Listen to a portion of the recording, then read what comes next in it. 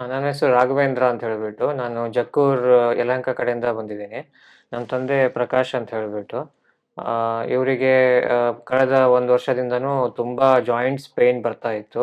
ರಾತ್ರಿ ಹೊತ್ತು ಪೇನಿಂದಾಗಿ ಮಲ್ಕೊಳಕ್ ಆಗ್ತಿರ್ಲಿಲ್ಲ.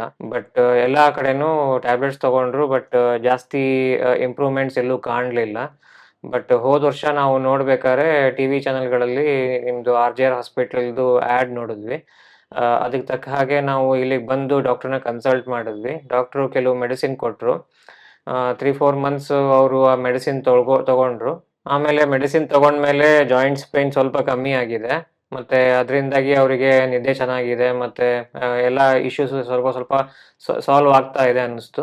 ಅದಕ್ಕೋಸ್ಕರ ಮತ್ತೆ ನಾವು ಬಂದ್ಬಿಟ್ಟು ಇವಾಗ ಕನ್ಸಲ್ಟ್ ಮಾಡಿಬಿಟ್ಟು ಡಾಕ್ಟರ್ ಕಡೆಯಿಂದ ಮೆಡಿಸಿನ್ ತಗೊಂಡು ಹೋಗ್ತಾ ಇದ್ದೀವಿ. ಅವರಿಗೆ ಇಂಪ್ರೂವ್‌ಮೆಂಟ್ಸ್ ಕಾಣ್ತಾ ಇದೆ. ಎಲ್ಲದೂ ಒಳ್ಳೆದಾಗಿದೆ. ಆರ್.ಜೆ.ಆರ್ ಹಾಸ್ಪಿಟ್ಲಿಗೆ ಧನ್ಯವಾದಗಳು. ಮತ್ತೆ ಡಾಕ್ಟರ್ ಸೌಮ್ಯ ಅವರಿಗೂ ತುಂಬಾ ಧನ್ಯವಾದಗಳು.